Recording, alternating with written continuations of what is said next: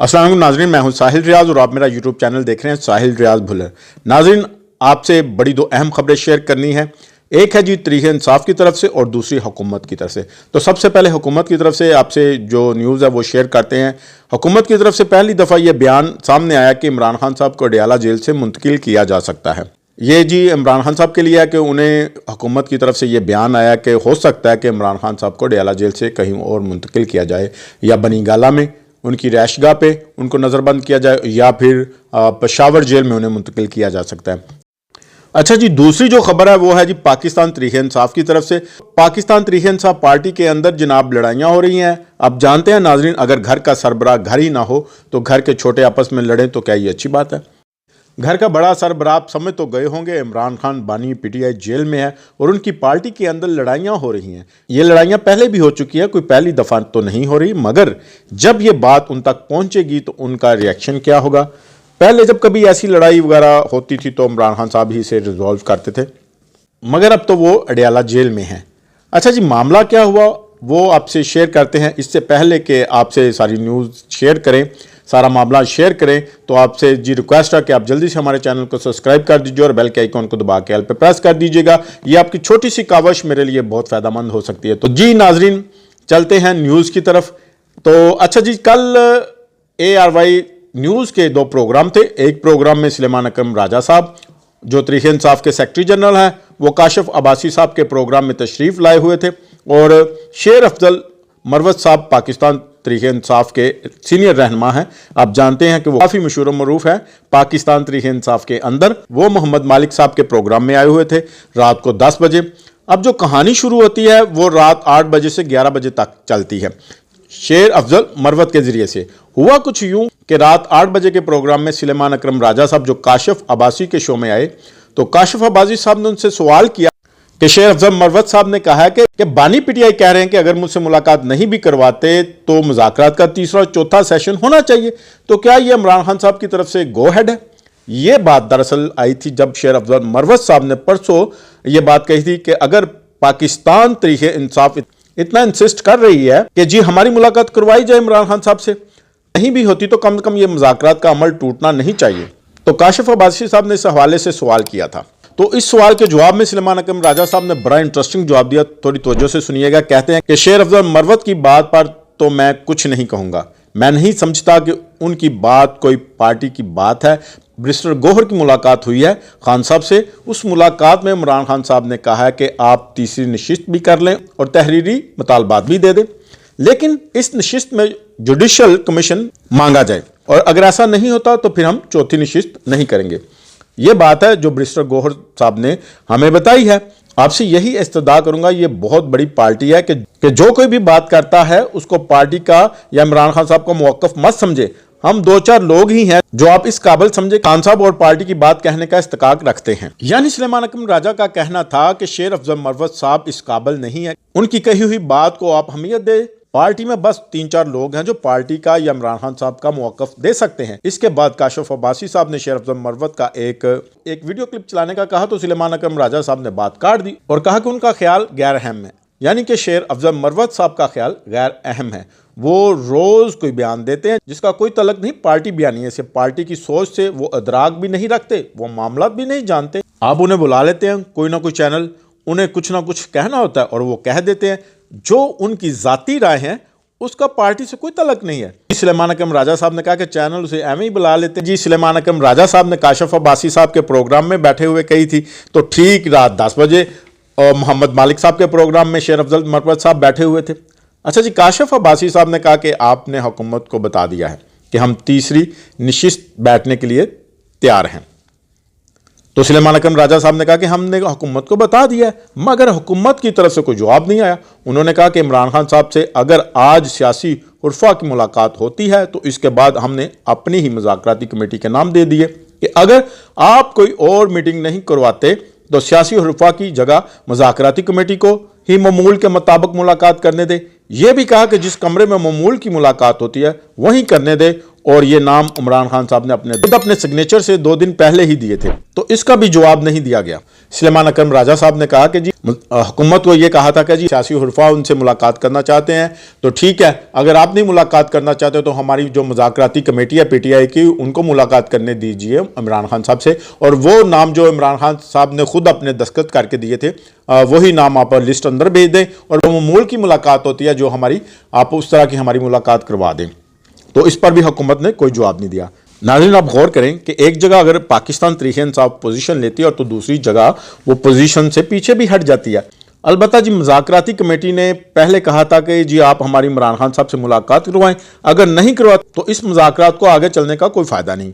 आज उनकी मुलाकात हो नहीं सकी, लेकिन अब ये भी खबर आ रही है कि बेशक मुलाकात नहीं हो सकी, बेशक इमरान खान साहब के हवाले से शर्तो शराइत पूरी नहीं हुई, तो हम फिर भी तीसरी नशिस्त के लिए तैयार हैं। आपको याद होगा कि 3-4 दिन पहले असद कैसर साहब ने एक शर्त रखी थी। उन्होंने कहा था कि जी जनाब, ये हुकूमत और PTI के दरमियान मुज़ाकरात हो रहे हैं, आप स्टैब्लिशमेंट को भी साथ बिठाएं।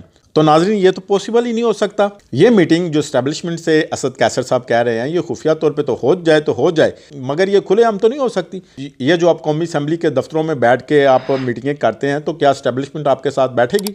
कभी भी नहीं बैठेगी। वो कभी भी नहीं मानेगी कि स्टैब्लिशमेंट कभी आपके सामने हुकूमती बेंचों पे आके बैठे और स्टैब्लिशमेंट कहे कि जी हम हुकूमत और PTI के दरमियान बैठ के हम जी मुज़ाकरात करते हैं। एक तरफ तो स्टैब्लिशमेंट कह रही है कि जी हमारा सियासत से कोई लेना देनी, तो फिर वो क्यों आपके साथ बैठे?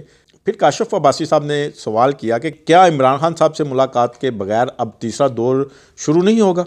हुकूमत की तरफ से मुज़ाकरात करने की इजाज़त नहीं मिल रही? तो सुलेमान अकरम राजा साहब ने जवाब दिया, बज़ाहिर ऐसा लग रहा है, वहाँ से जो खामोशी आ गई है, तो फिर यूं ही सही हम तो मज़े में हैं। अगर अब वो हमारी खान साहब से लहदा मीटिंग नहीं करवाते तो ना करवाएं, नॉर्मल ही करवा दें जो बंद कमरे में होती है, जो रवायती मीटिंग है। मगर आज उन्होंने वो भी नहीं करवाई। मुज़ाकरात के मुतल्लक़ हम इत्मीनान से बैठे हुए हैं, हुकूमती फ़ैसले का इंतज़ार कर रहे हैं। काशिफ अब्बासी साहब ने कहा कि ख्वाजा आसिफ साहब तो कह रहे हैं कि जी इमरान खान साहब की ट्वीट की वजह से ये सारा मामला रुका हुआ है। तो इस पर सुलेमान अकरम राजा साहब ने कहा, नहीं जी, इमरान खान साहब की ट्वीट की वजह से ये मामला नहीं रुका हुआ, इससे पहले ही रुका हुआ था। मुज़ाकरात की दूसरी नशिस्त के 5 दिन बाद खान साहब का ट्वीट आया। इमरान खान साहब ने वाज़िया किया कि हुकूमत मुज़ाकरात पे नहीं चलती तो मुज़ाकरात ना करें।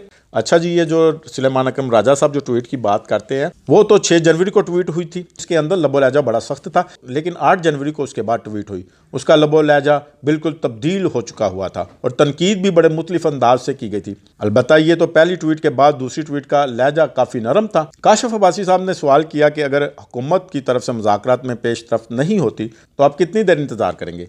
तो इस पर सुलेमान अकरम राजा साहब ने जवाब दिया कि जी बहरहाल 31 जनवरी की डेड लाइन है जो तेज़ी से करीब आ रही है, लेकिन मुझे लगता है कि अगर हमारी तीसरी नशिस्त होती है तो इसमें कोई फ़ैसला नहीं होता 26 नवंबर और 9 मई के हवाले से, तो फिर शायद मामला आगे नहीं बढ़ेंगे। ऐसा नहीं हो सकता कि हम इंतज़ार करते रहें और उधर से जवाब ना आए। कुछ दिनों की बात है, अगर कोई पेशरफ्त होनी है तो हो जाए, नहीं होनी तो फिर मुज़ाकराती अमल ख़त्म हो जाएगा, तो फिर इसका फ़ैसला खान साहब खुद करेंगे। तो नाजरीन, 2 चीज़ें इस सारी गुफ्तगू में नज़र आई हैं सुलेमान अकरम राजा साहब की तरफ से। एक तो वो शेर अफजल मरवत साहब से बहुत नाला है, और दूसरा ये कि वो मुज़ाकराती अमल की तरफ से बिल्कुल चिल माहौल में बैठे हैं और 31 जनवरी की डेडलाइन है, पीछे तकरीबन 3 हफ्ते रह गए हैं। तो अब हुकूमत पर है कि हुकूमत अब इस सारे प्रोसेस को आगे कैसे लेके जाना चाहती है या नहीं चाहती। तो जनाब, ये थी सारी गुफ्तगू जो सुलेमान अकरम राजा साहब ने काशिफ अब्बासी साहब के शो में की। उसके बाद जी रात को 10 बजे मोहम्मद मालिक साहब के शो में शेर अफजल मरवत साहब आए, तो मोहम्मद मालिक साहब ने सुलेमान अकरम राजा साहब के क्लिप चलाकर शेर अफजल मरवत साहब से सवाल पूछे कि सुलेमान अकरम राजा साहब क्या कह रहे थे थोड़ी देर पहले आपके बारे में। तो शेर अफजल मरवत साहब ने उन्हें क्या जवाब दिया, वो ज़रा आप गौर से सुनिए। शेर अफजल मरवत साहब कहते हैं कि सुलेमान अकरम राजा के लिए मैंने काफ़ी बर्दाश्त कर लिया, मैंने कोशिश की थी कि शायद वो खामोश हो जाए। आप मुझे एक जवाब दें, सुलेमान अकरम राजा का क्या तल्लक है PTI से? उन्होंने सुलेमान अकरम राजा के पाकिस्तान तहरीक-ए-इंसाफ के तल्लक के ऊपर ही सवाल उठा दिया। तो इस पर मोहम्मद मालिक साहब ने कहा कि भाई वो सेक्रेटरी जनरल है पाकिस्तान तहरीक-ए-इंसाफ के, उन्हें खान साहब ने लगाया है। तो शेर अफजल मरवत साहब ने कहा, कौन कहता है कि वो सेक्रेटरी जनरल है PTI के? कोई नोटिफिकेशन दिखाया है आपने PTI का आइन पढ़ा है? इलेक्टेड आदमी जिसने इंट्रा पार्टी इलेक्शन में हिस्सा लिया हो, सिर्फ वो सेक्रेटरी जनरल हो सकता है। यानी हम अगर अपनी पार्टी के आइन को पामाल करेंगे तो फिर पाकिस्तान के आइन की बात किस तरह करेंगे? सुलेमान अकरम राजा साहब का कोई नोटिफिकेशन दिखाएं मुझे आप। सुलेमान अकरम राजा साहब के दस्तखत से कोई चीज़ देखी है आपने? हजरत सेक्रेटरी जनरल बन ही नहीं सकते पीटीआई के। ये मुझे अदराक की बात बता रहे हैं। मैंने तो काफ़ी कोशिश की है कि ये खामोश हो जाए।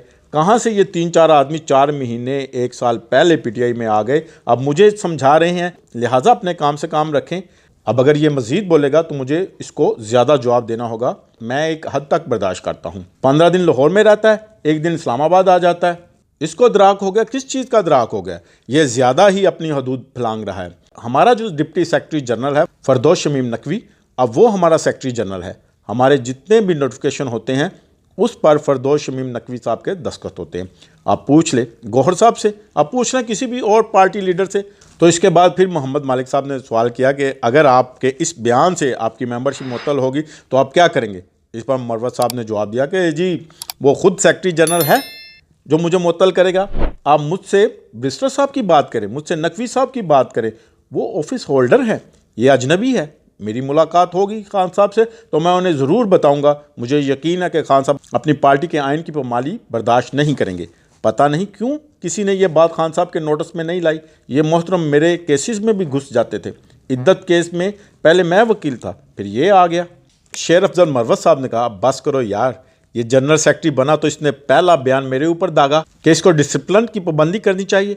ओ भाई, मैंने कोई आपको ख़त भेजा है? 4-5 दफ़ा आप बोले तो मैंने आपको कुछ नहीं कहा। अब बोलेगा तो मैं टका कर जवाब दूंगा। तो नाजरीन, अब आप खुद ही अंदाज़ा लगा लेंगे पार्टी के अंदर क्या लड़ाई चल रही है। जबकि घर का बड़ा घर ही में ना हो और घर के 2 छोटे जो अपने आप को बड़ा समझते हैं वो लड़ रहे हैं। ये लड़ाई पहले भी कई दफ़ा हो चुकी है, आपको बताया। तब तो घर का बड़ा घर में था, सुलह सफाई हो जाती थी, मगर अब तो खान साहब अंदर है। अच्छा जी, ये बात वैसे दुरुस्त है जो शेर अफजल मरवत साहब कह रहे हैं कि सुलेमान अकरम राजा साहब के पाकिस्तान तहरीक इंसाफ के सेक्रेटरी जनरल के ओहदे के लिए कोई नोटिफिकेशन जारी नहीं हुआ। वो तो बस ज़ुबानी कलामी सेक्रेटरी जनरल है पाकिस्तान तहरीक इंसाफ के। और नाजरीन, वैसे भी पार्टी के अंदर सुलेमान अकरम राजा साहब के बारे में काफ़ी तफ्शीश पाई जाती है कि इनको कैसे सेक्रेटरी जनरल बना दिया गया। नाजरीन, आपकी याद दहानी के लिए कि उमर अयूब साहब पहले सेक्रेटरी जनरल थे।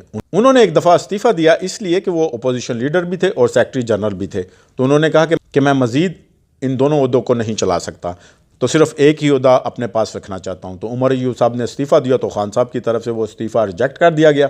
तो खान साहब ने उमर अयूब साहब का इस्तीफ़ा कबूल नहीं किया। फिर दोबारा उमर अयूब साहब ने इस्तीफ़ा दे दिया कि जी मैं नहीं कर सकता। तो फिर सुलेमान अकरम राजा साहब को सेक्रेटरी जनरल बना दिया गया। तो ज़ुबानी कलामी सेक्रेटरी जनरल है। इनका कोई नोटिफिकेशन जारी नहीं हुआ। अच्छा जी, ना तो ये पीटीआई की पार्टी के किसी नोटिफिकेशन पे दस्तखत कर सकते हैं और ना ही ये किसी किस्म का कोई पार्टी का नोटिफिकेशन जारी कर सकते हैं। तो ये थी जी सारी खबरें जो हमने आपसे शेयर की। और अगर आपने अभी तक हमारे चैनल को सब्सक्राइब नहीं किया तो आपसे रिक्वेस्ट है कि आप जल्दी से हमारे चैनल को सब्सक्राइब कर दीजिए और बेल के आइकॉन को दबा के ऑल पे प्रेस कर दीजिएगा। आपसे कहा है कि आपकी ये छोटी सी काविश हमारे लिए बहुत फ़ायदेमंद हो सकती है। तो शुक्रिया जी।